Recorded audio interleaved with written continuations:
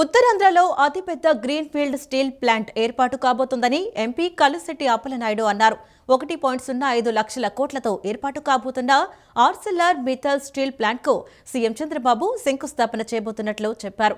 ఆర్సెల్ఆర్ Mittal steel plant ఉత్తరాంధ్రకు మరో మణిహారంగా నిలుస్తుందన్నారు. YCP పాలనలో ఉత్తరాంధ్రను నిర్లక్ష్యం చేశారని, సీఎం చంద్రబాబు 20 నెలల్లో ఈ ప్రాంతాన్ని అభివృద్ధి చేసి చూపించారని చెప్పారు. ఉత్తరాంధ్ర ద్రోహిగా జగన్ నిలిచిపోయారని విమర్శించారు. గత 5 ఏళ్ల వైసీపీ పాలనలో ఉత్తూతి ఆంధ్రగా మారి విధ్వంసానికి గురైన ఉత్తరాంధ్ర ప్రాంతం నేడు ముఖ్యమంత్రి నారా చంద్రబాబు నాయుడు నేతృత్వంలో అభివృద్ధి పథంలో దూసుకుపోతోందని ఎంపీ కల్లుశెట్టి అప్పలనాయుడు పేర్కొన్నారు. కేవలం 2 ఏళ్లు కూడా పూర్తి కాకముందే ఉత్తరాంధ్రను పారిశ్రామిక హబ్బుగా మార్చేలా ప్రభుత్వం అడుగులు వేస్తోందని ఆయన హర్షం వ్యక్తం చేశారు.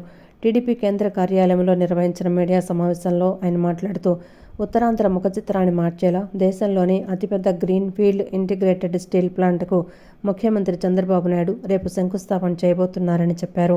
దాదాపు 1.5 లక్షల కోట్ల భారీ పెట్టుబడితో నిర్మిస్తున్న ఈ ప్రాజెక్టును 2029 కల్లా పూర్తి చేయాలని ప్రభుత్వం పక్కా ప్రణాళికతో ఉందన్నారు. ఈ ఒక్క పరిశ్రమ ద్వారానే దాదాపు 1,00,000 మందికి పైగా నిరుద్యోగ యువతకు ప్రత్యక్షంగా పరోక్షంగా ఉపాధి అవకాశాలు లభించనున్నాయని వివరించారు. ఉత్తరాంధ్ర ప్రజల చిరకాల స్వప్నమైన భోగాపురం అంతర్జాతీయ విమానాశ్రయం ఈ ఏడాది జూన్ నాటికి ప్రారంభం కాబోతోందని, స్టీల్ ప్లాంట్, ఎయిర్పోర్ట్ ఈ 2 ప్రాజెక్టులు ఉత్తరాంధ్ర అభివృద్ధికి 2 కళ్లు వంటివని, ఇవి భవిష్యత్తు తరాలకు బంగారు బాటలు వేస్తాయని ఆయన ధీమా వ్యక్తం చేశారు. దేశంలోనే అతిపెద్ద గ్రీన్ఫీల్డ్ ఇంటిగ్రేటెడ్ స్టీల్ ప్లాంట్ని శంకుస్థాపన చేయబోతున్నారు గౌరవ ముఖ్యమంత్రి చంద్రబాబు నాయుడు గారు. 2029కి పూర్తి చేయడానికి ప్రణాళిక సిద్ధం చేసుకుంటూ ఈరోజు ఉత్తరాంధ్ర ప్రజానీకానికి కొన్ని లక్షల మందికి దాదాపు 1,00,000 పైబడి నిరుద్యోగ యువకులకి ఉపాధి అవకాశాలు కల్పించడానికి ఈ ఫ్యాక్టరీని శంకుస్థాపన కార్యక్రమాన్ని శ్రీకారం చుట్టబోతున్నారు. ఖచ్చితంగా ఇది గౌరవ ముఖ్యమంత్రి చంద్రబాబు నాయుడు గారు సంకల్పించుకున్న ఈ కార్యక్రమం 2029కి పూర్తవుతుందని ఆశాభావం వ్యక్తం చేస్తున్నాం. 1.5 లక్షల కోట్ల పెట్టుబడితో ఈ ప్రాజెక్టుని మనం నిర్మాణం చేయబోతున్నాం. ఈరోజు ఉత్తరాంధ్ర దిశని మార్చే దిశగా ఈ ప్రాజెక్ట్ అవుతుందని మీ ద్వారా తెలియజేసుకుంటున్నాం. అలాగే రేపు రానున్న జూన్ నెలలో భోగాపురం ఎయిర్పోర్ట్ మనకు కూడా ప్రారంభమవుతుంది. ఈ 2 ప్రాజెక్టుల వల్ల ఉత్తరాంధ్రలో ఉన్న అభివృద్ధి కానీ సంక్షేమం కానీ అద్భుతంగా వెళ్తుంది. నిరుద్యోగ యువకులందరూ కూడా ఇది మంచి కార్యక్రమం. ఇది 5 సంవత్సరాలు మనం ముఖ్యమంత్రిగా ఎంత భరించాము, ఎంత ఇబ్బంది కలిగించే పరిస్థితి. అయితే నేను మీ ద్వారా ఒక రిక్వెస్ట్ చేస్తున్నాను. ఏంటంటే, జగన్మోహన్ రెడ్డికి ఇలాంటి వ్యక్తికి రేపు రానున్న ఎన్నికల్లో, స్థానిక సంస్థల ఎన్నికల్లోనూ మీరు ఓటు వేయొద్దనో, లేకపోతే రేపు రానున్న అసెంబ్లీ ఎన్నికలకి ఆయనకి స్థానం ఇవ్వద్దనో నేను చెప్పడం చిన్నమాట అవుతుంది. ఇలాంటి వ్యక్తులకి, ఎందుకంటే సమాజం పట్ల కానీ, తల్లి పట్ల కానీ, మహిళ పట్ల కానీ, చెల్లి పట్ల కానీ ఎలాంటి కనికారం లేకుండా, ఎలాంటి సానుభూతి లేకుండా, ఎలాంటి అసలు ఏం ఆలోచించాలో అర్థం కాని పరిస్థితి ఈ మనిషికి. 5 ఏళ్ళు ఉండేటప్పుడు హిందూ మతాన్ని, హిందూ ధర్మాన్ని మొత్తం నాశనం చేశారు.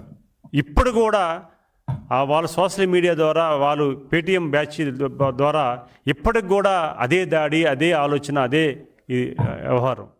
అమరావతికి చేరువలో ఉన్న పెనమలూరు నియోజకవర్గం భవిష్యత్తులో మరింత వేగంగా అభివృద్ధి చెందుతుందని మచిలీపట్నం ఎంపీ వల్లభనేని బాలశౌరి పేర్కొన్నారు.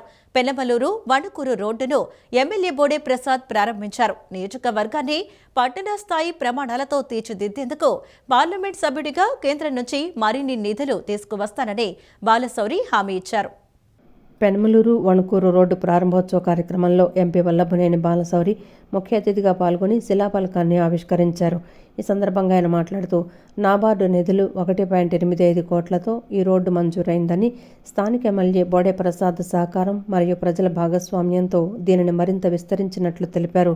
మొదట 3.5 మీటర్ల వెడల్పుతో ప్రతిపాదించిన ఈ 3.4 కిలోమీటర్ల రోడ్డును ప్రజల విన్నపం మేరకు 5 మీటర్లకు విస్తరించి సుమారు 2.5 కోట్ల వ్యయంతో పూర్తి చేశామని వివరించారు. నిధుల కొరత ఉన్న చోట ప్రైవేటు భాగస్వామ్యం PPP ద్వారా అభివృద్ధిని వేగవంతం చేయాలన్నది ముఖ్యమంత్రి చంద్రబాబు నాయుడు ఆలోచనని, అదే బాటలో ఇక్కడ పనులు జరిగాయని పేర్కొన్నారు. అమరావతికి చేరువలో ఉన్న పెనమలూరు నియోజకవర్గం భవిష్యత్తులో మరింత వేగంగా అభివృద్ధి చెందుతుందని, దానికి తగిన మౌలిక సదుపాయాల కల్పనకు ప్రాధాన్యమిస్తున్నామని ఎంపీ చెప్పారు. మున్సిపాలిటీల అభివృద్ధి కోసం నాఫీడ్ వంటి సంస్థల నుంచి 20 ఏళ్ల కాల పరిమితితో రుణాలు అందుబాటులో ఉన్నాయని, ప్రజలు చెల్లించే పనులను రోడ్లు, డ్రైనేజీ, త్రాగునీరు వంటి కనీస అవసరాలకే వినియోగించేలా ప్రణాళికలు రూపొందిస్తున్నట్లు వెల్లడించారు. యాక్చువల్గా దాదాపు ఇది 2,50,00,000 రూపాయల వరకు వర్క్ జరిగింది. ఇప్పుడు ఉన్నటువంటి రోడ్డు ఏదైతే పెనమలూరు నుంచి వణుకూరు వరకు 3.4 కిలోమీటర్స్, ఓన్లీ 3.5 మీటర్స్ వరకే మామూలుగా నామ్స్ ప్రకారంగా రావాల్సినటువంటి రోడ్డుకి స్థానికులందరినీ కూడా దీంట్లో భాగస్వామ్యాలు చేసి ప్రజల అవసరాల దృష్ట్యా, అంటే ఇది బాగా ట్రాఫిక్ ఉండే ఏరియా కాబట్టి 5 మీటర్లు ఉంటే బాగుంటుందని చెప్పేసి ప్రైవేటు పీపుల్ వాళ్ళ యొక్క సహకారంతో ఈ రోడ్డు నిర్మాణం చక్కగా 5 మీటర్లు చేసుకోవటం అదొక అభినందించినటువంటి విషయం. ఎందుకంటే ఎక్కడైతే ఫండ్స్ షార్టేజ్ ఉంటుందో, రోడ్డు విస్తరణ ఎక్కువ కావాలో, అలాంటప్పుడు ఈ ప్రైవేటు భాగస్వామ్యం అనేది చాలా హర్షించదగ్గటువంటి విషయం. మన గౌరవ ముఖ్యమంత్రి చంద్రబాబు నాయుడు గారు కూడా ఎప్పుడూ ఇదే మాట మాట్లాడుతూ ఉంటారు. ప్రైవేటు భాగస్వామ్యంలో ఇందులో ఉంటే రెస్పాన్సిబిలిటీస్ ఉంటే బాగుంటుంది అనేటువంటి విషయం కూడా. సో మొట్టమొదటిగా మన పార్లమెంట్ నియోజకవర్గంలో బోడే ప్రసాద్ గారు దీన్ని అందరి సహకారంతో ప్రైవేటు భాగస్వామ్యంతో చేయటం చాలా సంతోషకరం. పెనమలూరు నియోజకవర్గానికి సంబంధించి ఇది సిఆర్డి పరిధిలో వచ్చేటువంటి కాన్స్టిట్యున్సీ. ఇప్పుడు మనకి అమరావతి కూడా బాగా డెవలప్ అవుతూ ఉంది కాబట్టి ఇక్కడ డే బై డే పాపులేషన్ కూడా పెరుగుతూ ఉంటుంది, ఎందుకంటే సిటీ విస్తరిస్తూ ఉంటుంటుంది. సో అది అమరావతి ఎంత డెవలప్ అవుతుంటుందో మన కాన్స్టిట్యున్సీ కూడా అంత డెవలప్ అవుతుంటుంది. ఇరాన్ అమెరికా ఉద్రిక్తతల నేపథ్యంలో మోదీ ఇరాన్ నేతలకు ఫోన్ చేసి సానుభూతి తెలపడం హాస్యాస్పదమని సిపిఐ జాతీయ నేత నారాయణ అన్నారు. యుద్ధాన్ని ఆపాలని అమెరికా అధ్యక్షుడు డొనాల్డ్ ట్రంప్ని నిలదీయాల్సింది పోయి ఇరాన్తో మాట్లాడటం వల్ల ప్రయోజనం లేదని పేర్కొన్నారు. గతంలో వెనిజులాలో మదురోను అరెస్టు చేసినట్లే ఇప్పుడు ఇరాన్ చమురు సంపదను కార్పొరేట్ శక్తులకు కట్టబెట్టేందుకు ట్రంప్ ప్రయత్నిస్తున్నారని ఆరోపించారు. ఈ విషయంలో ముఖ్యమంత్రి చంద్రబాబు నాయుడు చొరవ తీసుకుని కేంద్రంపై ఒత్తిడి తేవాలని నారాయణ డిమాండ్ చేశారు. విజయవాడలో సిపిఐ జాతీయ నాయకుడు కె నారాయణ మీడియా సమావేశంలో మాట్లాడుతూ ప్రధాని నరేంద్ర మోదీపై తీవ్ర విమర్శలు చేశారు. అమెరికా అధ్యక్షుడు డొనాల్డ్ ట్రంప్ ఆయిల్ సంపదను దోచుకోవడానికి ప్రయత్నిస్తున్నారని ఆరోపించారు. యుద్ధం కారణంగా భారత ప్రజలు బాధితులుగా మిగిలారని, దుబాయ్లో పెట్టుబడులు పెట్టిన వారు రోడ్డున పడ్డారని తెలిపారు. గతంలో వెనిజులాలో మదురోను అరెస్టు చేసినట్లే ఇప్పుడు ఇరాన్ చమురు సంపదను కార్పొరేట్ శక్తులకు కట్టబెట్టేందుకు ట్రంప్ ప్రయత్నిస్తున్నారని ఆరోపించారు. ఈ విషయంలో ముఖ్యమంత్రి చంద్రబాబు నాయుడు చొరవ తీసుకుని కేంద్రంపై ఒత్తిడి తేవాలని నారాయణ డిమాండ్ చేశారు. తిరుమల కల్తీ లడ్డు అంశంపై కూడా ఆయన స్పందించారు. ఈ వ్యవహారంతో తిరుమలకు పూర్తిగా కళంకం ఏర్పడిందన్నారు. అలాగే ఇటీవల గరికపాటి నరసింహారావు చేసిన వ్యాఖ్యలను తీవ్రంగా ఖండిస్తున్నట్లు చెప్పారు. ఆయన మధ్యాహ్న భోజన పథకం గురించి అలా మాట్లాడటం సరికాదన్నారు. వైఎస్ కుటుంబంలో వివాదం విచారకరమని, కుటుంబ వ్యవహారాన్ని రాజకీయాల్లోకి లాగటం సరికాదని సిపిఐ జాతీయ కార్యదర్శి నారాయణ అభిప్రాయపడ్డారు. ఒక వెనిజులాలో వాళ్ళు వద్దన్నప్పుడు మనం ఆపేస్తే, తర్వాత వాళ్ళు రిలీజ్ చేసినప్పుడు తీసుకుంటే రోజుకు 45,000 కోట్ల రూపాయలు అదనంగా మన మీద పడింది. ఒక వెనిజులా నేను తీసుకుంటే ఆయిల్ మాత్రమే. ఇప్పుడు అదే మొత్తం జరుగుతూ ఉంది. అందువల్ల ఇది యుద్ధం మొత్తం కూడా ట్రంప్ చేసేది. ట్రంప్ అక్కడ ఉన్నటువంటి అమెరికన్ కార్పొరేట్ కంపెనీస్కి సహాయం చేయడానికి ఉపయోగపడే పద్ధతుల్లోనే యుద్ధం మొత్తం జరుగుతూ ఉంది. ఆ లాభం భారతదేశంలో కార్పొరేట్ కంపెనీలు లాభపడుతూ ఉన్నారు ఈ సంక్షోభంలో కూడా. అంటే సంక్షోభంలో కూడా శ్మశాన వాటికలో బొరుగులు వేసుకుని తినే పద్ధతుల్లో ఈ యుద్ధం జరుగుతూ ఉంది. ఇది మనం అర్థం చేసుకోవాలి. అంతేగాని ఇరాన్లో అణుబాంబులు తయారు చేస్తున్నారు, ఇరాక్లో అణు బాంబులు తయారు చేయడానికి అవసరం ల్యాబొరేటరీ ఉంది, అట్లే ఇరాక్లో అదే విధంగా ఉన్నాయి అని, డ్రగ్స్ వెనిజులాలో డ్రగ్స్ మొత్తం సరఫరా చేస్తున్నారు అని ఈ పేర్లు పెడుతున్నారు. ఇప్పుడు ఇరాక్లో సద్దాం హుస్సేన్ చంపేంత వరకు అక్కడ న్యూక్లియర్ ఇది అన్నారు. చనిపోయినప్పుడు చూస్తే ల్యాబొరేటరీ లేవు అక్కడ. చెప్పారు, చంపేశారు. వెనిజులా నుంచి డ్రగ్స్ మొత్తం డెవలప్ ఎంకరేజ్ అన్నారు. డ్రగ్స్ ఎక్కడి నుంచి వస్తున్నాయి? టెర్రరిస్టులు ఆఫ్ఘనిస్తాన్ నుంచి, పాకిస్తాన్ నుంచి టెర్రరిస్టులు సప్లై చేసేటువంటి డ్రగ్స్ ముంద్రాకు వస్తున్నాయి, ముంద్రా పోర్టు, అద్దాని పోర్టుకి. రెండు ఇప్పుడు ఎంత పెరిగింది డాలరు? ఇప్పుడు దాదాపు 100 రూపాయలు పైన వెళ్తాను, ఇంకా పెరుగుతుంటున్నారు. మరొకటి ఆయిల్ మనం ఇప్పుడు పెంచేస్తున్నాం అంటున్నాడు. దాదాపు 150 నుంచి 180 దాకా పెరిగే అవకాశం ఉంది లీటర్. ఇప్పుడు ఒకసారి ఆయిల్ పెరిగిన తర్వాత ఏమవుతుంది? సమాజం హతాకుతం అయిపోతుంది. కేవలం స్కూటర్లో, మోటార్ సైకిల్ పోతే కాదు, పెట్రోలియం ప్రోడక్ట్స్, ఆహార పదార్థాల ముందుకు అన్నీ పోతాయి. దేశం ప్రత్యక్షంగా బాధితులుగా మారిపోయింది. మరి ఇంత పెద్ద భారతదేశం హతాకుతం అయిపోతూ ఉంటే మరి ప్రధానమంత్రి మోడీకి ఆ బాధ్యత లేదా? తెలుగువారి చరిత్ర మరియు పంచాంగం శాలివాహన చక్రవర్తి కాలం నుంచే ప్రారంభమయ్యాయని బీజేపీ రాష్ట్ర అధ్యక్షులు మాధవ్ అన్నారు. మానవ పరిణామ క్రమంలో కుమ్మరుల పాత్ర వెలకట్టలేనిదని, అసలు కుమ్మరి వృత్తి లేకపోతే మానవ మనుగడే ఉండేది కాదని ఆయన అభిప్రాయపడ్డారు. కుమ్మరుల పట్ల ఎలాంటి వివక్ష చూపకూడదని, వారిని అన్ని విధాలా ప్రోత్సహించాల్సిన బాధ్యత మనందరిపై ఉందని పేర్కొన్నారు. నగరంలోని వెన్యూ హాల్ నందు బీజేపీ ఓబీసీ మోర్చా ఆధ్వర్యంలో నిర్వహించిన శాలివాహన చక్రవర్తి సాంస్కృతిక వైభవం కార్యక్రమాన్ని బీజేపీ రాష్ట్ర అధ్యక్షులు మాధవ్ ప్రారంభించారు. ఈ సందర్భంగా ఏర్పాటు చేసిన సాంస్కృతిక ప్రదర్శనలు ప్రేక్షకులను విశేషంగా అలరించాయి. అనంతరం మాధవ్ మాట్లాడుతూ తెలుగువారి చరిత్ర మరియు పంచాంగం శాలివాహన చక్రవర్తి కాలం నుంచే ప్రారంభమయ్యాయని గుర్తు చేశారు. కుమ్మరి కులంలో జన్మించిన శాలివాహనుడు తెలుగువారి ఉనికిని, గౌరవాన్ని ప్రపంచానికి చాటారని కొనియాడారు. మానవ పరిణామ క్రమంలో కుమ్మరుల పాత్ర వెలకట్టలేనిదని, అసలు కుమ్మరి వృత్తి లేకపోతే మానవ మనుగడే ఉండేది కాదని ఆయన అభిప్రాయపడ్డారు. మట్టి పాత్రల్లో వండిన ఆహారం తీసుకోవటం వల్ల మేధస్సు పెరుగుతుందని, మట్టి గొప్పతనాన్ని ప్రతి ఒక్కరూ గుర్తించాలని ఆయన కోరారు. కుమ్మరుల పట్ల ఎలాంటి వివక్షత చూపకూడదని, వారిని అన్ని విధాలా ప్రోత్సహించాల్సిన బాధ్యత మనందరిపై ఉందని పేర్కొన్నారు. కుమ్మరుల చరిత్రను, వారి సేవలను రాష్ట్ర ప్రజలకు తెలియజేయాలని ఈ కార్యక్రమాన్ని చేపట్టినట్లు ఆయన వెల్లడించారు. కుమ్మరి వాళ్ళు అంటే కేవలం ఏదో మట్టి పాత్రలు తయారు చేసే వ్యక్తులుగా మనం భావించకూడదు. ఆ యొక్క వృత్తి ద్వారా మన యొక్క ప్రవృత్తి ఏ విధంగా మారింది, అందరిలో కూడా నాగరికత ఏ విధంగా వికసించింది, ఆ విధంగా మట్టి పాత్రల్లో అన్నం వండి ఆ అన్నాన్ని తినడం ద్వారా మేధస్సు పెరిగింది. ఆ మేధస్సు పెరగడం కారణంగా అనేక రకాల పనులు చేయటం, అనేక వృత్తులు రావటం, ఆ విధంగా ప్రథమ వృత్తి ఏదైనా ఉంది అంటే ఆ విధంగా కుమ్మరి వృత్తి. ఆ విధంగా ఆ వృత్తి నుంచే మొత్తం అన్ని జాతులు కూడా తయారయ్యాయి. కనుక ఆది జాతి అయిన ఈ యొక్క కుమ్మరి వృత్తి ఏదైతుందో దాన్ని చేసే వ్యక్తులు ఎవరైతే ఉన్నారో వాళ్ళకి సమాజంలో గౌరవం, ఆ విధంగా వాళ్ళకి సంబంధించిన ఉనికి ప్రజలకు తెలియాల్సిన అవసరం ఉంది. కనుక మట్టి యొక్క ప్రాధాన్యత మన యొక్క సంస్కృతిలో చాలా ప్రధానమైంది.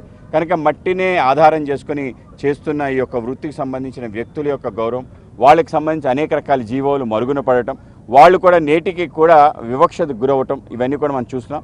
కనుక ఒకవేళ నిజంగానే కుమ్మరి జాతి అనేది లేకపోతే, ఈ వృత్తి కానీ లేకపోతే అసలు మనం కూడా మిగతా జంతువులాగే బ్రతుకుండే వాళ్ళమేమో. కనుక మనందరం కూడా మానవుడిగా తయారీ మేధస్సు తీసుకొని వాళ్ళ బట్టలు వేసుకుంటూ ఒక భాష మాట్లాడగలుగుతున్నామంటే ఆ కుమ్మరి జాతి కారణంగా అనే విషయం మనం తప్పనిసరిగా తెలుసుకోవాలి. ఆస్తి పంపకాలలో మాజీ సీఎం జగన్మోహన్ రెడ్డి తన కుటుంబ సభ్యులకే అన్యాయం చేస్తున్నారని, ఈ విషయాన్ని స్వయంగా వారి తల్లి వైఎస్ విజయమ్మే చెబుతున్నారని ఎమ్మెల్యే గద్దె రామ్మోహన్ అన్నారు. ఆస్తి పంపకాల్లో మేనల్లుళ్ళు, మేనకోడళ్లకు సమన్యాయం జరగలేదని తల్లి చెబుతుంటే ఆ నెపాన్ని కూడా చంద్రబాబు నాయుడు మీద నెట్టడం దుర్మార్గమని విమర్శించారు. గతంలో వైఎస్ వివేకానందరెడ్డి హత్య కేసులో కూడా ఇలాగే నిందలు వేశారని ఆగ్రహం వ్యక్తం చేశారు. విజయవాడ తూర్పు నియోజకవర్గ పరిధిలోని 4వ డివిజన్ ఏపీఐఐసి కాలనీలో శాసనసభ్యులు గద్దె రామ్మోహన్ పర్యటించి ప్రజా సమస్యలను అడిగి తెలుసుకున్నారు. ఈ సందర్భంగా పార్టీకి చెందిన నిరుపేద కార్యకర్తలకు అండగా నిలుస్తూ వారికి స్వయం ఉపాధి కల్పించే ఉద్దేశంతో 2 తోపుడు బండ్లు, 2 ప్లాట్ఫారం రిక్షాలను పంపిణీ చేశారు. ఈ కార్యక్రమం అనంతరం ఆయన మాట్లాడుతూ, సాధారణంగా ఏ కుటుంబంలోనైనా తగాదాలు రావటం సహజమని, అయితే బాధ్యతాయుతమైన పదవుల్లో ఉన్న వ్యక్తులు వ్యవహరించే తీరు ముఖ్యమని ఎమ్మెల్యే పేర్కొన్నారు. మాజీ సీఎం జగన్మోహన్ రెడ్డి తన కుటుంబ సభ్యులకే అన్యాయం చేస్తున్నారని, ఈ విషయాన్ని స్వయంగా వారి తల్లి వైఎస్ విజయమే చెప్తున్నారని ఆయన గుర్తు చేశారు. ఆస్తి పంపకాల్లో మేనల్లుళ్ళు, మేనకోడళ్లకు సమన్యాయం జరగలేదని తల్లి చెప్తుంటే ఆ నెపాన్ని కూడా చంద్రబాబు నాయుడు మీద నెట్టడం దుర్మార్గమని విమర్శించారు. గతంలో వైఎస్ వివేకానందరెడ్డి హత్య కేసులో కూడా ఇలాగే నిందలు వేశారని, ఇప్పుడు కుటుంబ ఆస్తి తగాదాలను చంద్రబాబు, లోకేష్ల మీదకు తోయడం వైసీపీ నేతల అసందర్భ ఆలోచనలకు నిదర్శనమని ఆయన తీవ్రంగా ఖండించారు. ముఖ్యమంత్రి చంద్రబాబు నాయుడు నిరంతరం రాష్ట్ర పురోగతి కోసమే శ్రమిస్తున్నారని గద్దె రామ్మోహన్ కొనియాడారు. గత వైసీపీ ప్రభుత్వ హయాంలో నిరుద్యోగులను విస్మరించి ఒక్క జాబ్ నోటిఫికేషన్ కూడా ఇవ్వలేదని, కానీ ప్రస్తుత కూటమి ప్రభుత్వం నిరుద్యోగుల భవిష్యత్తును దృష్టిలో ఉంచుకొని ప్రతి ఏటా జాబ్ క్యాలెండర్ను విడుదల చేస్తూ ఉద్యోగ అవకాశాలు కల్పిస్తోందని ఆయన స్పష్టం చేశారు.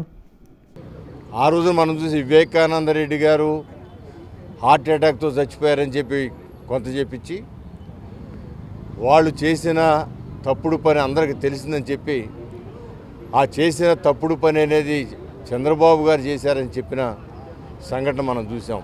చంద్రబాబు గారే వివేకానంద రెడ్డి గారు చంపించారని. ఆ తర్వాత బట్టబయలైంది ఎవరు చంపించారో ఆ కుటుంబ సభ్యులే ఆయన చంపించారని, దాంట్లో ఈయనకు కూడా తెలిసే జరిగిందనే విధంగా సిబిఐ రిపోర్ట్లు ఉన్నాయి. దాని మీద సినిమాలు కూడా వచ్చాయి. అంటే మరలా అప్పుడు అబద్ధం ఆడి అప్పుడేదో లబ్ధి పొందాడని చెప్పి ఈ రోజు కూడా మరలా చంద్రబాబు గారి మీద, లోకేష్ బాబు గారి మీద, లేదా పవన్ కళ్యాణ్ గారి మీద చెబుతూ ఉన్నారంటే, ఒక రాష్ట్రానికి ముఖ్యమంత్రిగా చేసిన వ్యక్తి జగన్మోహన్ రెడ్డి గారు ఇవాళ ప్రతిపక్ష నాయకుడిగా ఉన్న వ్యక్తి జగన్మోహన్ రెడ్డి గారు ఆయన నోటెంట లేదా ఆయన అనుచరుల నోటెంట ఇలాంటి అసందర్భమైన విషయాలు వస్తూ ఉంటే, సొంత తల్లి చెల్లి మాకు అన్యాయం చేశామని అడుగుతూ ఉంటే వాళ్ళకి సమాధానం చెప్పాల్సింది పోయి చంద్రబాబు గారు చెప్పిస్తున్న ప్రజల్ని మభ్యపెట్టడానికి తప్పుదారి పట్టించడం చేసే ప్రయత్నాలని తీవ్రంగా ఖండిస్తూ ఉన్నాం. నారా చంద్రబాబు నాయుడు గారు రోజుకి 16 నుంచి 18 గంటలు ఈ రాష్ట్రాన్ని ఏ విధంగా అభివృద్ధిపరచాలి, ఈ రాష్ట్రంలో యువకులకు ఏ విధంగా ఉపాధి కల్పించాలి అనే ధ్యాసలోనే ఉన్నారు తప్ప ఆయనకి మరొక ధ్యాస లేదు. ఇవాళ ప్రతి జనవరి 1కి డిఎస్సి కానీ లేకపోతే జాబ్ల మేళాలు అనౌన్స్ చేస్తామని చెప్పిన ఆ రోజు జగన్మోహన్ రెడ్డి గారు ఒక్క సంవత్సరం కూడా ఒక్క ఎగ్జామ్ కూడా పెట్టలేదు, ఒక్కళ్ళు కూడా ఉద్యోగం ఇవ్వలేదు. రాష్ట్ర స్థాయిలో శ్రీశైన సంఘానికి ప్రత్యేక కార్పొరేషన్ ఏర్పాటు విషయమై సీఎం చంద్రబాబుతో మాట్లాడి తప్పకుండా తన వంతు కృషి చేస్తానని సెంట్రల్ ఎమ్మెల్యే బోండా ఉమా హామీ ఇచ్చారు. అలాగే సంఘ సభ్యులకు ఎప్పటిలాగే తగిన గుర్తింపు అవకాశాలు కల్పిస్తానని భరోసా ఇచ్చారు. లెనిన్ సెంటర్లోని లీలా గ్రాండ్ హోటల్లో రాష్ట్ర శ్రీశైన సంక్షేమ సంఘం ఆధ్వర్యంలో ఆత్మీయ కలయిక కార్యక్రమంతో పాటు రాష్ట్ర నూతన కార్యవర్గ ఎన్నికల సమావేశం నిర్వహించారు. ఈ కార్యక్రమానికి ముఖ్య అతిథిగా సెంట్రల్ ఎమ్మెల్యే బోండా ఉమా హాజరై సంఘ సభ్యులను ఉద్దేశించి మాట్లాడారు. శ్రీశైన సంఘం అభివృద్ధి కోసం తన వంతు పూర్తి సహకారం అందిస్తానని తెలిపారు. రాష్ట్ర స్థాయిలో సంఘానికి ప్రత్యేక కార్పొరేషన్ ఏర్పాటు కోసం సీఎం చంద్రబాబుతో మాట్లాడి తప్పకుండా కృషి చేస్తానని హామీ ఇచ్చారు.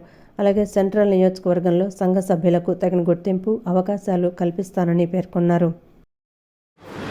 సర్దార్ గౌతలక్ష్మణ్ గారు 5 కులాలు, ఉపకులాలు ఏదైతే శ్రీశైన, ఈడిగ, గౌడ, అలాగే శెట్టిపలిజ, అలాగే యాత, ఈ సామాజిక వర్గాలన్నింటినీ కలిపి మరి రిజర్వేషన్లో ఒకే విధంగా చూడాలని చెప్పి ఒక జీవోని తీసుకురావడం, ఆ జీవో ఇప్పుడు కూడా కోర్సులో ఉంది. అట్లాగే ఇప్పుడు కులాల వారీగా కార్పొరేషన్లు ఏర్పాటు చేస్తున్నప్పుడు మిగిలినటువంటి వాళ్ళకి ఇచ్చినట్టే మాకు ఇవ్వమని చెప్పి శ్రీశైన అడుగుతూ ఉన్నారు. అది కూడా ప్రభుత్వం దృష్టికి తీసుకెళ్దాం. ఖచ్చితంగా ఈ సామాజిక వర్గం ఎక్కువ ఉత్తరాంధ్రలో ఎక్కువ ఉంటుంది అనుకుంటా. ఉత్తరాంధ్రలో ఎక్కువ ఉంటుంది. ఉత్తరాంధ్ర నుంచి మరి ఎందుకంటే కాపుల్లో కూడా తూర్పు కాపులు ఉత్తరాంధ్రలో ఎక్కువ ఉంటారు. మా వాళ్ళు అక్కడ బీసీలుగా పిలువబడతారు. అలాగే ఈస్ట్ గోదావరి, కృష్ణా ఇటేపంతా కాపులుగా, మళ్ళీ ముందుకెళ్తే ప్రకాశం ఇటు ఒంటరి, అలాగే రాయలసీమ వెళ్తే బలిజ, తెలంగాణ వెళ్తే గుంటూరు కాపు, ఈ విధంగా పిలువబడతారు. ఇవన్నీ పూర్వం నుంచి వస్తున్నటువంటి ఆచారాలు. దీనంతటా కూడా కొన్ని కులాలు అయితే అన్నీ కూడా దేశవ్యాప్తంగా ఒకే పేరు మీద పిలువబడుతున్నాయి. మరి ఇంకా కొన్ని కులాలు ఈ పెద్దలందరూ కూర్చొని సరి చేసుకోవాల్సిన అవసరం ఉంది. ఈ సందర్భంగా రాష్ట్ర శ్రీశైన సంఘం అధ్యక్షుడు లోడ అప్పారావు మాట్లాడుతూ రాష్ట్ర వ్యాప్తంగా సుమారు 6 నుండి 7 లక్షల వరకు శ్రీశైన సంఘం జనాభా ఉన్నప్పటికీ ప్రభుత్వం కేవలం 89,000 మందిగానే చూపించడం బాధాకరమన్నారు. కూటమి ప్రభుత్వం గౌడ శెట్టిబలిజ కార్పొరేషన్లు ఏర్పాటు చేసినప్పటికీ తమ సంఘానికి కార్పొరేషన్ కేటాయించకపోవడం సరైంది కాదన్నారు. ప్రభుత్వం కల్పించే రాయితీలు తమకు అందటం లేదని ఆవేదన వ్యక్తం చేశారు. ప్రభుత్వం తక్షణమే తమకు ప్రత్యేక కార్పొరేషన్ ఏర్పాటు చేయాలని డిమాండ్ చేశారు. గతంలో ఉన్న జీవోలను పునరుద్ధరించాలని కోరారు. సంఖ్యాబలం ప్రకారం రాజ్యాంగపరంగా వచ్చిన హక్కులను అమలు చేయాలన్నారు. రాష్ట్ర రాజధాని అయినటువంటి ఈ మహాపట్నంలో మా శ్రీశైలుడి విజయవాడలో సుమారు 2000 కుటుంబాలు ఉన్నాయి. వీళ్ళని సంఘటితపరుస్తూ మా రాష్ట్ర ఆత్మీయ కలయికని సమావేశం పెట్టి ఒక నూతన అధ్యక్షుడిని ఎన్నుకోవడానికి ఈ వేదికలు మేము వాడుకుంటున్నాం. ఈ రాష్ట్రంలో మా సంఖ్య 6 లక్షల నుండి 8 లక్షల దాకా కలిగి ఉన్నాం. మాకు అన్ని రంగాల్లో కూడా వెనుకబడి ఉన్నాం. మరి ఈ వెనుకబడితనాన్ని మరి మేము ఐక్యతతో ముందుకెళ్ళి మా యొక్క సంఘీయుల అభివృద్ధి కోసం పాటుపడాలనే ధ్యేయంతో ఇవాళ చాలా విషయాల మీద చర్చించుకున్నాం. ప్రభుత్వం నుంచి రావాల్సిన రాయితీలు కానీ, అలాగే మాకు మరి 5 కులాల సామాజిక వర్గానికి సంబంధించి గౌడ చెట్టిబలిజ కార్పొరేషన్ ఇచ్చింది గవర్నమెంటు. మరి శ్రీశైన యాత ఈడిగా కులాలకి ఇంకా కార్పొరేషన్ ఇవ్వలేదు. మా శ్రీశైన జాతికి రేపు మరి ఖచ్చితంగా చైర్మన్ పోస్ట్ కూడా మా కులానికి త్వరగా ఇవ్వాలని ఒకటి. అలాగే మరి ఈ పోటీ చేసేటప్పుడు కూడా ఎన్నికల్లో ఆల్ పార్టీస్, అలాగే ఇప్పుడు గౌరవనీయులు చంద్రబాబు నాయుడు గారు ఉన్నారు. మరి రేపు పోటీలు రాబోతున్నాయి. అలాగే కమిషనర్గా కానీ, మున్సిపల్ చైర్మన్గా కానీ, గ్రామ పంచాయతీలకు కానీ ఎక్కువ వాటా మా శ్రీశైలం జాతికి ఇవ్వాలని కోరుకుంటూ, మరి మా శ్రీశైనులు అందరూ కూడా అన్నదమ్ముల్లాగా ఐక్యతగా నడుస్తూ ఈ రోజున నూతన కమిటీకి కూడా ఏర్పాటు చేస్తున్నారు. ఈ కార్యక్రమంలో రాష్ట్ర వ్యాప్తంగా ఉన్న సంఘ సభ్యులు, ప్రతినిధులు పెద్ద ఎత్తున పాల్గొన్నారు. విజయవాడలోని ఇంద్రకీలాద్రిపై కొలువైయున్న శ్రీ కనకదుర్గమ్మ సన్నిధిలో జరుగుతున్న పుష్పాలంకరణ వేడుకలు 4వ రోజు ఆదివారం అత్యంత వైభవంగా కొనసాగాయి. పుష్పాల సోయగంతో అమ్మవారి ఆలయం ఆధ్యాత్మిక కాంతులతో తళుక్కుమంది. అమ్మవారి వసంతోత్సవాల్లో భాగంగా అమ్మవారిని మందార పుష్పాలు, ఎర్ర కలువలు, చామంతి పూలతో శోభయమానంగా అలంకరించారు. విజయవాడలోని ఇంద్రకీలాద్రిపై కొలువై ఉన్న శ్రీ కనకదుర్గమ్మ సన్నిధిలో జరుగుతున్న వేడుకలలో 4వ రోజు వివిధ వర్ణాల పుష్పాలతో తీర్చిదిద్దిన ఈ అలంకరణ అమ్మవారి దివ్యమంగళ స్వరూపాన్ని మరింత ప్రతిష్టాత్మకంగా తీర్చిదిద్దింది. దర్శనార్థం వచ్చిన భక్తులు ఈ పుష్పాలంకరణను చూసి భక్తి పరవశంలో మునిగిపోయారు. ప్రత్యేక పూజా కార్యక్రమాల్లో ఆలయ ఈవో సీనానాయక్ పాల్గొని అమ్మవారికి పూలు సమర్పించి ప్రత్యేక అర్చనలు నిర్వహించారు. ఆలయ ప్రాంగణమంతటా వేదమంత్రాలు, మంగళ వాయిద్యాలతో భక్తి వాతావరణం నెలకొంది. పుష్పాలంకరణ వేడుకల సందర్భంగా ఇంద్రకీలాద్రి భక్తులతో కిక్కిరిసిపోయింది. రాష్ట్రం నలుమూలల నుంచి భారీగా తరలివచ్చిన భక్తులు పుష్పాలతో అలరారుతున్న దుర్గమ్మను దర్శించుకుని పునీతులయ్యారు. పుష్పాలంకరణ సేవలో పాల్గొనడం ద్వారా మనశ్శాంతి, ఐశ్వర్యం, అమ్మవారి అనుగ్రహం లభిస్తుందని భక్తుల విశ్వాసం. ముఖ్యంగా చామంతి, మందార, ఎర్రకలువ వంటి పవిత్ర పుష్పాలతో చేసే అలంకరణ అమ్మవారికి ప్రీతిపాత్రమైనదిగా భావిస్తారు.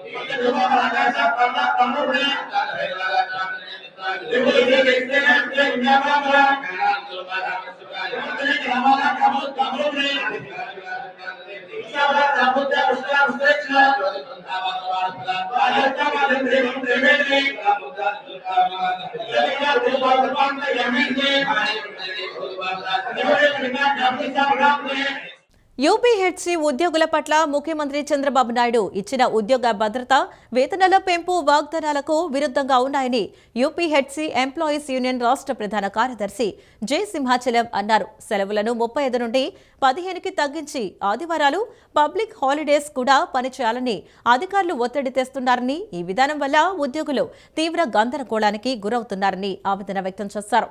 ప్రభుత్వం వెంటనే తమ న్యాయమైన డిమాండ్లను పరిష్కరించకపోతే రాష్ట్ర వ్యాప్తంగా ప్రత్యక్ష పోరాటానికి సిద్ధమవుతామని ఆయన హెచ్చరించారు. విజయవాడలోని యూటీఎఫ్ రాష్ట్ర కార్యాలయంలో జరిగిన యూపీహెచ్ ఎంప్లాయీస్ యూనియన్ రాష్ట్ర ప్రథమ మహాసభలో ఉద్యోగులు తమ సమస్యలపై గళమెత్తారు. ఈ సందర్భంగా యూనియన్ రాష్ట్ర ప్రధాన కార్యదర్శి జై సింహాచలం మాట్లాడుతూ రాష్ట్ర ప్రభుత్వం యూపీహెచ్సీ ఉద్యోగుల పట్ల అనుసరిస్తున్న హెచ్ఆర్ లీవ్ పాలసీలను తీవ్రంగా ఖండించారు. ఎన్నికల సమయంలో ముఖ్యమంత్రి చంద్రబాబు నాయుడు ఇచ్చిన ఉద్యోగ భద్రత, వేతనాల పెంపు వాగ్దానాలకు విరుద్ధంగా నేడు 357 జీవో ద్వారా వేతనాలు తగ్గించడం దుర్మార్గమని మండిపడ్డారు. సెలవులను 35 నుండి 15 తగ్గించి ఆదివారాలు, పబ్లిక్ హాలిడేస్లో కూడా పనిచేయాలని అధికారులు ఒత్తిడి తెస్తున్నారని, ఈ విధానం వల్ల ఉద్యోగులు తీవ్ర గందరగోళానికి గురవుతున్నారని ఆవేదన వ్యక్తం చేశారు. ప్రభుత్వం వెంటనే తమ న్యాయమైన డిమాండ్లను పరిష్కరించకపోతే రాష్ట్ర వ్యాప్తంగా ప్రత్యక్ష పోరాటానికి సిద్ధమవుతామని ఆయన హెచ్చరించారు. రాష్ట్ర ప్రభుత్వం యూపీఎస్సీ ఉద్యోగులుగా అమలు చేస్తామని చెప్పేటువంటి హెచ్ఆర్ పాలసీ కానీ, అలాగే లీవ్ పాలసీ, ఉద్యోగ భద్రత మొదలైనటువంటి అంశాలపైన తాత్సారం వహిస్తుంది. ప్రభుత్వ విధానాన్ని మేమంతా కూడా ఖండిస్తూ ఈరోజు ఉద్యోగుల ప్రతినిధుల అందరితో కూడా ఇక్కడ ప్రథమ మహాసభ అనేది నిర్వహిస్తున్నాం. ఈ మహాసభలో చేసినటువంటి తీర్మానాల మేరకు రాబోయే రోజుల్లో ప్రభుత్వం యూపీఎస్సీ ఉద్యోగుల యొక్క న్యాయమైన డిమాండ్స్ పరిష్కారం చేయకపోతే రాష్ట్ర వ్యాప్తంగా ఉన్నటువంటి ఉద్యోగులు అందరితో కూడా పెద్ద ఎత్తున ప్రత్యక్ష పోరాటాన్ని కూడా సన్నద్ధమయ్యేందుకు కూడా ఈ సభ యొక్క వేదిక కానుందని చెప్పేసి మేము తెలియజేస్తున్నాం.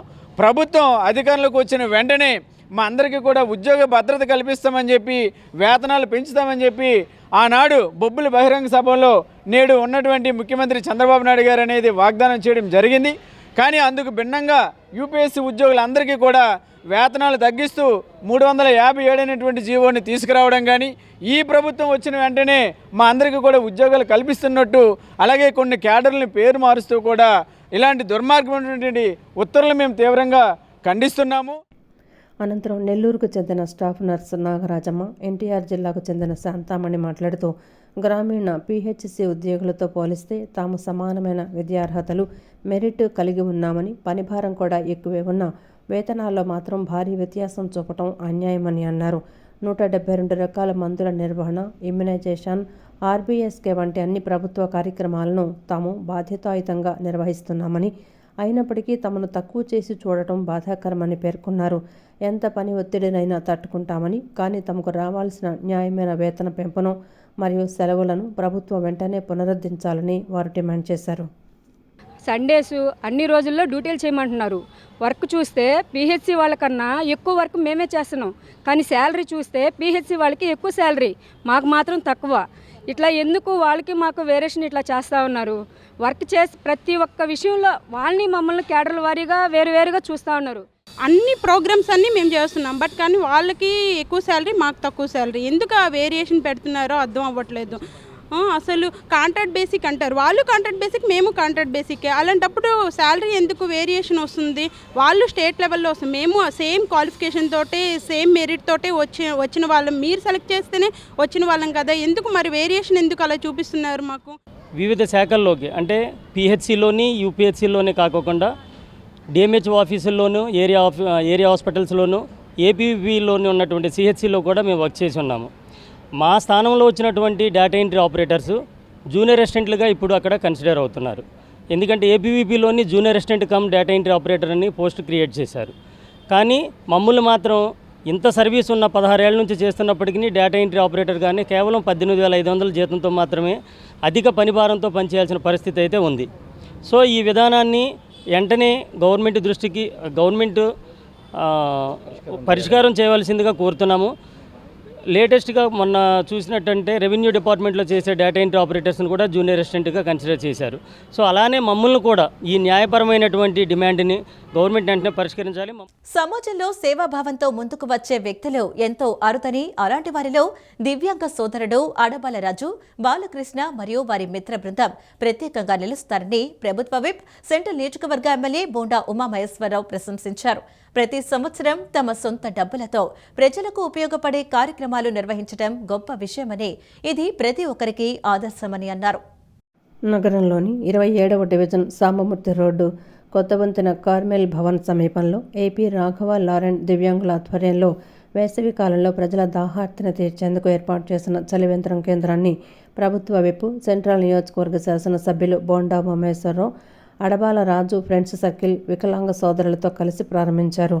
అనంతరం బోండా ఉమ మాట్లాడుతూ సమాజంలో సేవాభావంతో ముందుకొచ్చే వ్యక్తులు ఎంతో అరుదని, అలాంటి వారిలో తమ దివ్యాంగ సోదరుడు అడబాల రాజా బాలకృష్ణ మరియు వారి మిత్ర బృందం ప్రత్యేకంగా నిలుస్తారని, ప్రతి సంవత్సరం తమ సొంత డబ్బులతో ప్రజలకు ఉపయోగపడే కార్యక్రమాలు నిర్వహించడం గొప్ప విషయమని, ఇది ప్రతి ఒక్కరికి ఆదర్శంగా ఉండాలన్నారు. తనకొచ్చే 6,000 రూపాయల పెన్షన్తోనే సమాజానికి సేవ చేయాలని తపనతో ముందుకొచ్చిన అడబాల రాజు సేవాభావం ప్రశంసనీయమని, సొంత ఖర్చులతో జీవనం సాగిస్తున్నప్పటికీ ఇతరుల కోసం ఆలోచించడం అతని గొప్ప మనస్సుకు నిదర్శనమని కొనియాడారు. చలివేంద్రాన్ని ఏర్పాటు చేసి ప్రజలకు సేవ చేస్తున్న అడబాల రాజు, బాలకృష్ణ మరియు వారి మిత్ర బృందాన్ని ప్రత్యేకంగా అభినందించారు. రెక్కల కష్టం మీద బతుకుతా ఉన్నా ఈరోజు ప్రజలకు ఏదో మేలు చేయాలి, తనకొచ్చే పెన్షను 6,000 రూపాయలతో ఏదో ఒక సహాయం చేయాలని ముందుకు వచ్చినటువంటి మా సోదరుడు అడబాల రాజుని, వాళ్ళ మిత్ర బృందాన్ని అభినందిస్తూ ఉన్నా. ఈరోజు ఒక చలివేంద్రాన్ని మంచి సెంటర్లో ఇక్కడ ఏర్పాటు చేశారు. చలివేంద్రంలో మరి మజ్జిగ కూడా ఇక్కడ ఏర్పాటు చేశారు.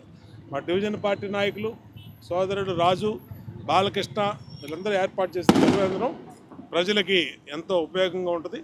అందరూ కూడా దీన్ని సద్వినియోగం ఉపయోగించుకోమని కోరుతా ఉన్నా.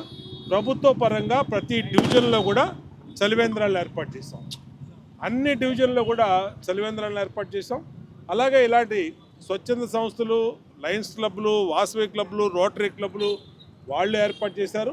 ఇలాగా ఎవరైతే సొంతగా మరి వాళ్ళు ఇంట్రెస్ట్ చూపించి వాళ్ళు చేస్తారో, అంటే ఈ ఎండాకాలం ప్రజల్ని కాపాడుకోవటమే లక్ష్యంగా, ఎండల బారిన పడకుండా కాపాడుకోవటమే లక్ష్యంగా ముందుకెళ్తా ఉన్నాం. ప్రభుత్వ పరంగా అన్ని సిద్ధం చేసాం.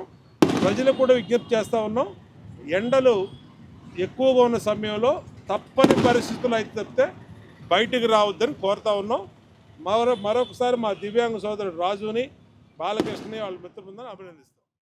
ఈ కార్యక్రమంలో టీడీపీ రాష్ట్ర కార్యదర్శి, division incharge Navaneetham Sambasiva Rao, corporator Veeramachineni Lalitha Kishore, division అధ్యక్షులు దాసరి జయరాజు, ప్రధాన కార్యదర్శి మల్లంపల్లి సురేష్, రుక్మిణి, గుడివాడ దీపక్, సిహెచ్ రఘు, మహేష్ తదితరులు పాల్గొన్నారు.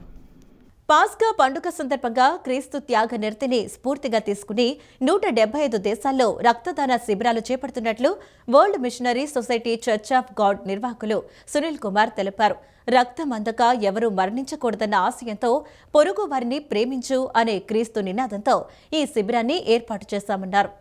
విజయవాడలోని సిద్ధార్థ మెడికల్ కళాశాల వేదికగా world missionary society church of God ఆధ్వర్యంలో భారీ రక్తదాన శిబిరాన్ని నిర్వహించారు. సామాజిక బాధ్యతతో నిర్వహించిన ఈ కార్యక్రమంలో రక్తదాతలు పెద్ద ఎత్తున పాల్గొని స్వచ్ఛందంగా రక్తదానం చేశారు.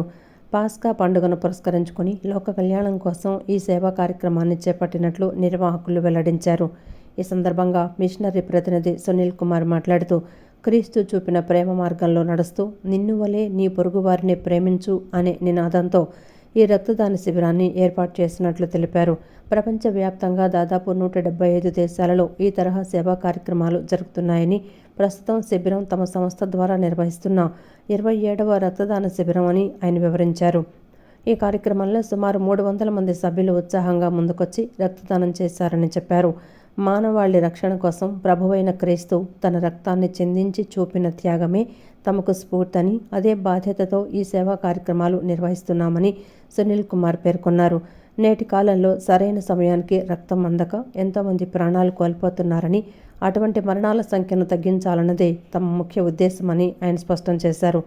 ఆపదలో ఉన్నవారికి ప్రాణదానం చేయడం ద్వారా సమాజంలో మార్పు తీసుకురావచ్చని, భవిష్యత్తులోనూ ఇలాంటి మరిన్ని సేవా కార్యక్రమాలు కొనసాగిస్తామని ఈ సందర్భంగా నిర్వాహకులు వెల్లడించారు. యాక్చువల్లీ 175 దేశాల్లో పస్కా పండుగ సందర్భంగా మేము ఈ యొక్క కార్యక్రమాన్ని చేపడుతున్నాం. ఇప్పుడు మేము చేస్తున్నది 27వ ఈ యొక్క రక్తదానం ఒక శిబిరాన్ని మేము ఇక్కడ గవర్నమెంట్ హాస్పిటల్లో సిద్ధార్థ కాలేజీలో మేము చేస్తున్నాము. దీంట్లో దగ్గరగా 300 మంది సభ్యులు పాల్గొన్నారు. నేను ఈ యొక్క రక్తదానం ద్వారా మేమంతా లోకంలో క్రీస్తు యొక్క ప్రేమను మనం చాటి చెప్పాలనుకుంటున్నాం. ఎందుకంటే క్రీస్తు కూడా ఆయన ఒక రక్తాన్ని ఇచ్చి మాకు జీవం ఇచ్చినట్లుగా మేము కూడా రక్తదానం ద్వారా ఒక ఇద్దరికి జీవం ఇవ్వాలనే ఆశతో ఈ యొక్క కార్యక్రమాన్ని మేము చేస్తున్నాం.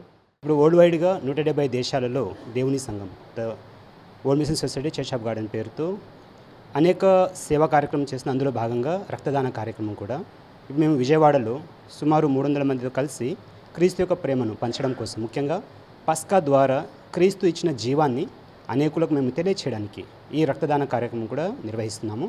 అందులో సమాజ సేవ కూడా మేము చేయాలనుకుంటున్నాము.